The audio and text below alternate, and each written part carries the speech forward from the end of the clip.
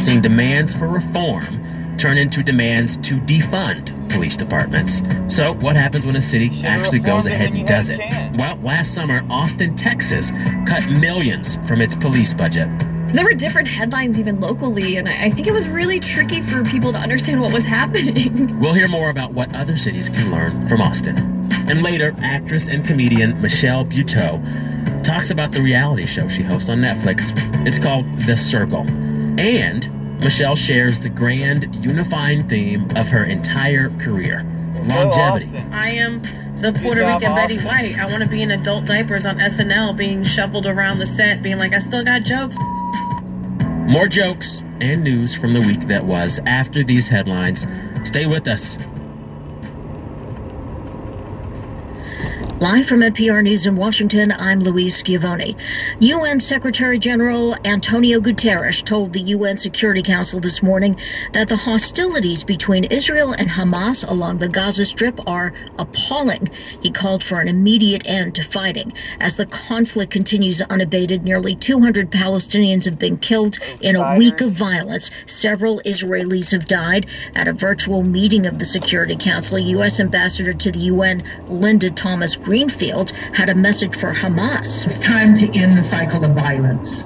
The United States calls on Hamas and other Palestinian groups in Gaza to immediately halt rocket attacks and other provocations. Israel's military says an attack on a militant tunnel system in Gaza led to unintended civilian casualties when the underground structure crumbled. The foundations of civilian houses above also collapsed. U.S. climate envoy John Kerry says that people don't have to give up quality of life to achieve significant environmental protection. Terry Schultz reports on Kerry's trip to Europe, where he's holding discussions ahead of November's UN climate conference in Scotland. John Kerry says future advances in technology will allow for less drastic lifestyle changes while also reducing CO2 emissions to the goal of net zero. Speaking on the BBC's Andrew Marr show, Kerry said this is information he's received from scientists and not politicians. 50% of those reductions are going to come from technologies that we don't yet have. After meeting Pope Francis on Saturday in Rome, Kerry said the pontiff plans to make an official visit to Scotland and attend the UN climate conference. Kerry called the Pope one of the great voices of reason and a compelling moral authority on the climate crisis. For NPR News, I'm Terry Schultz in Brussels. Gasoline shortages caused by a cyber attack on one of the country's largest gasoline pipelines are improving since peaking on Thursday. From Everstation WABE in Atlanta, Lisa Hagan has more. Colonial Pipeline tweeted Saturday that it's resumed normal operations.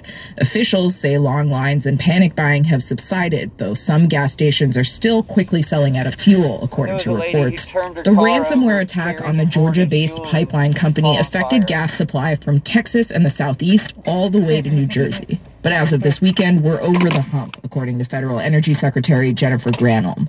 She said Saturday that 200 gas stations are returning to service every hour. Reporting has confirmed Colonial Pipeline paid the cyber attackers a ransom of nearly $5 million in cryptocurrency. For NPR News, I'm Lisa Hagan in Atlanta. As of yesterday, 80% of gas stations in Washington, D.C. were still without fuel, according to the tracker site GasBuddy. This is NPR News in Washington. As of tomorrow, people in England will be able to eat indoors at restaurants, go to a museum, and visit one another's homes. But authorities warn that further reopening plans could be affected by the spread of a more contagious COVID-19 variant. Just stop reopening first identified things. in India. Gee whiz. City councilors in the Minneapolis suburb of Brooklyn Center have approved a resolution charting major public safety changes.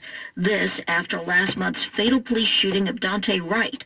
From Minnesota Public Radio, Andrew Krieger reports. The proposal by Mayor Mike Elliott calls for unarmed civilians to enforce minor traffic violations and respond to mental health calls. Bye, police. Speaking ahead of the vote with Wright's family in attendance, that's what you get for terrorizing us. Are overdue. We have known for years that Bye, police. Than always sending armed police. That's what you get for terrorizing us. Your jobs are going to get cut out. Coal miners. And over again. Frackers. Well, not anymore. The we're cutting out your jobs. We'll have better jobs, but we're cutting those out. And terrorist cops, in which those concerns will be addressed. For NPR News, I'm Andrew Krieger in St. Paul. A tiger that was famously lost in Houston has now been found alive and well. Houston police have been looking for the 9-month-old Bengal after it was spotted several days ago wandering through a neighborhood. Authorities say ultimately last night the owner delivered the tiger to Houston police. Didn't some guy who was a murderer take the tiger today to an animal sanctuary in Murchison, Texas. I'm Louise Scavone, NPR News, Thanks Washington. for the news, NPR.